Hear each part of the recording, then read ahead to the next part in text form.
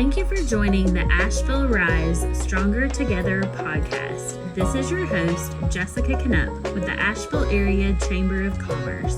I hope you enjoy today's episode. This episode is brought to you by our sponsor, True Point Bank. All right.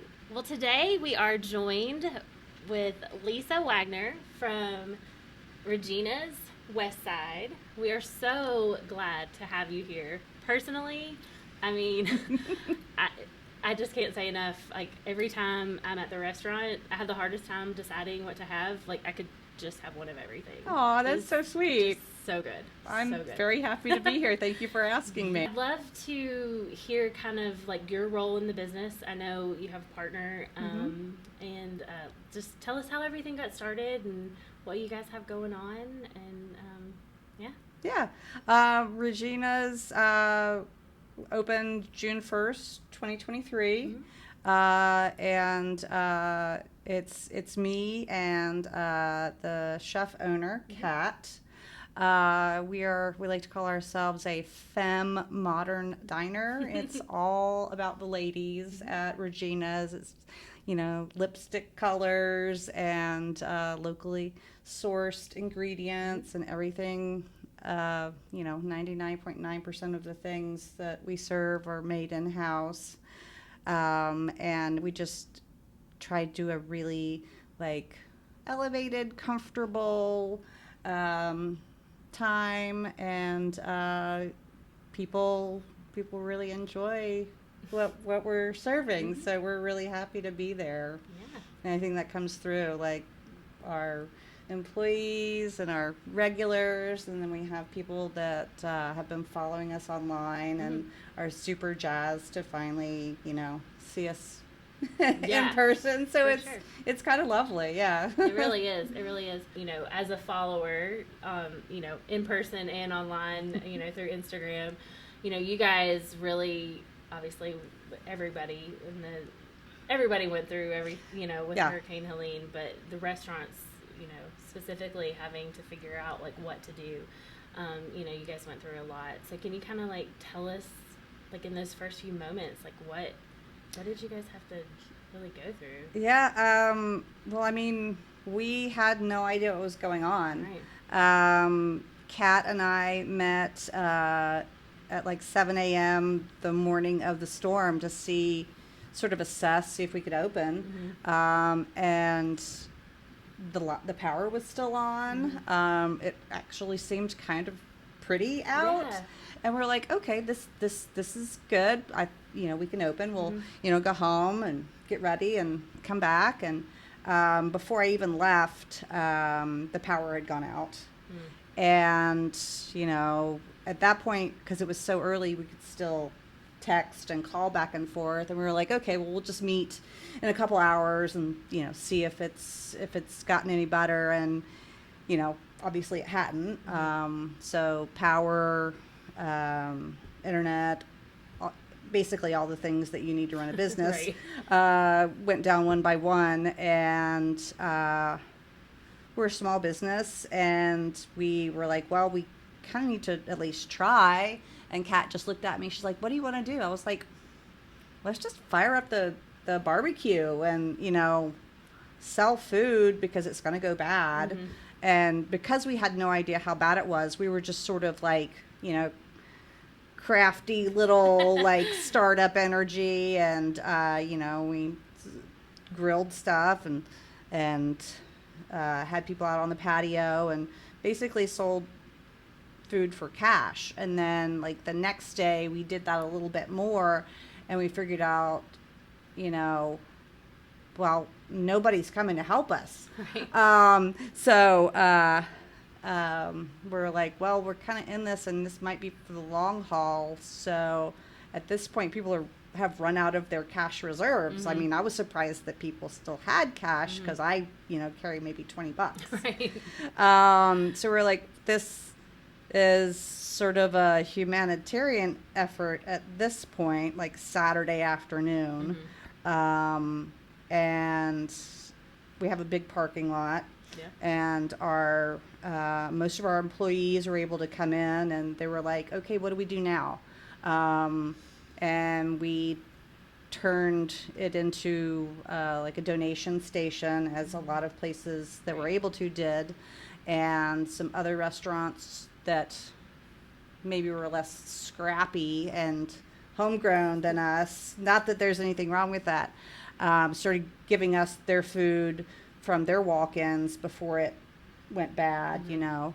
And so we just started turning around and giving that away. And sort it turned into, like, people would pull in and we would see, please park in a parking spot, because people were just like, so they would just pull in and like jump out of their car when they saw that there was, water or food, or later on, cleaning supplies. Sure. So we just sort of managed that, and our employees were like all in, like, yes, let's do this. It's all about community. Mm-hmm. Let's help some people. Oh, So that's what we wonderful. did. Yeah. That's wonderful. It's amazing to see, like, just like you said, helping the community, like how everybody just kind of jumped in because we didn't know what to expect. Yeah, I mean, and there was no communication because all the cell towers were dark, and so people were like writing notes and posting them on, like the library was right down the street. So from like a staff like perspective, like were you guys able to kind of like keep your staff on? And I mean, it sounds like you guys really were like pulled together. Yeah, we were lucky. We had a big social media following, so we were able to raise some money to give to people while everything was dark. Like, we gave each of our employees like $700 cash. Wonderful. And that was able to get a lot of them through. Like, rent was still due for a lot of people, even though there was no way to electronically transfer it, and there was no way to get it. So we were able to help with that, and with the little bit of money that we got selling the first day and a half, we were able to keep it going. Frankly, I don't even really know how we did it. It was kind of like we were in the Stone Ages, because if you weren't like scribbling it down in a notebook, there was like no trail to follow, because I keep all my notes on my phone or like in my Google Drive, and I'm just like, I don't really know, where the money came in from or went out to, but I know that we were a checkpoint, as it were, for those first couple weeks before the power came back on. I know. So you mentioned writing notes, and like just even in our neighborhood, that's how we were communicating with our neighbors, because like we're like, hey, we ran down to try to use the phone, and that's how we were communicating to let our neighbors know where we were going. Yeah, people stopped by your house like, if they knew where you were. Yeah. Like, my neighbors were like, hey, I just want to make sure that you were alive and okay and didn't need any water. Right. It was our community coming together to, it was really nice, out of something so horrific, Yeah. Well, is there anything like, because we went through this, like anything that you guys have adapted, like out of the business, because of the hurricane, going forward, or anything like that? We were already like a super scrappy little business that was kind of making do with whatever we could do. Yeah. So I think more than changing after the hurricane, we used those skills that we developed before to really come through, and like that's how you got to do it if you don't have a lot of resources. Like, you got to be smart. You've got to want it really bad, and ask for help.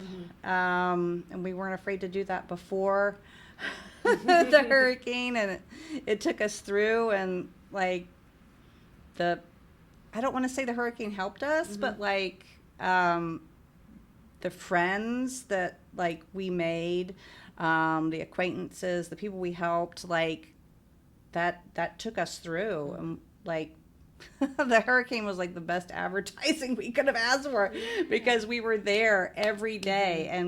And even though we had been there every day before the hurricane, just doing business as usual, us being there and being like, we got you. We've got free food for you. Right. We've got baby wipes because nobody can take a bath. And like, people really remembered that.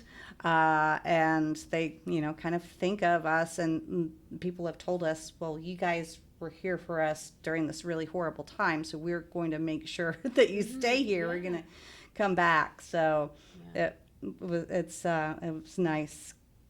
Well, people remember that too. Yeah. They're like, and you have like, there's such a neighborhood and like over in that area, and because of how giving you all are in general. I mean, like you said, even before the hurricane, I mean, I was there prior and different networking events that I've been at the restaurant, and you guys have always been so giving before.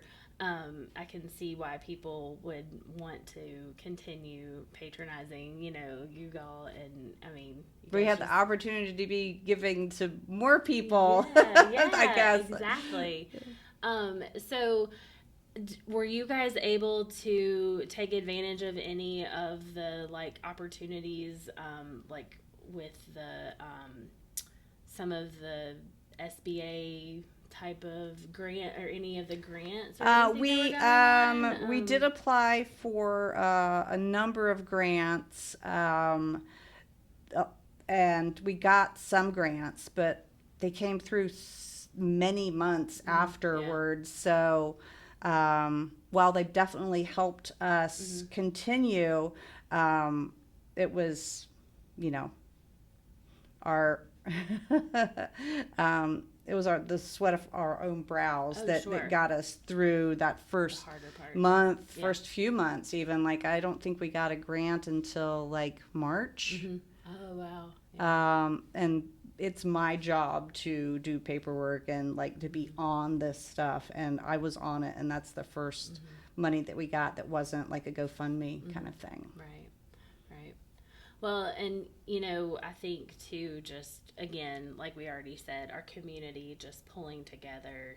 None of us knew what was going to happen. No. I mean, I thought it was going to be just a regular storm.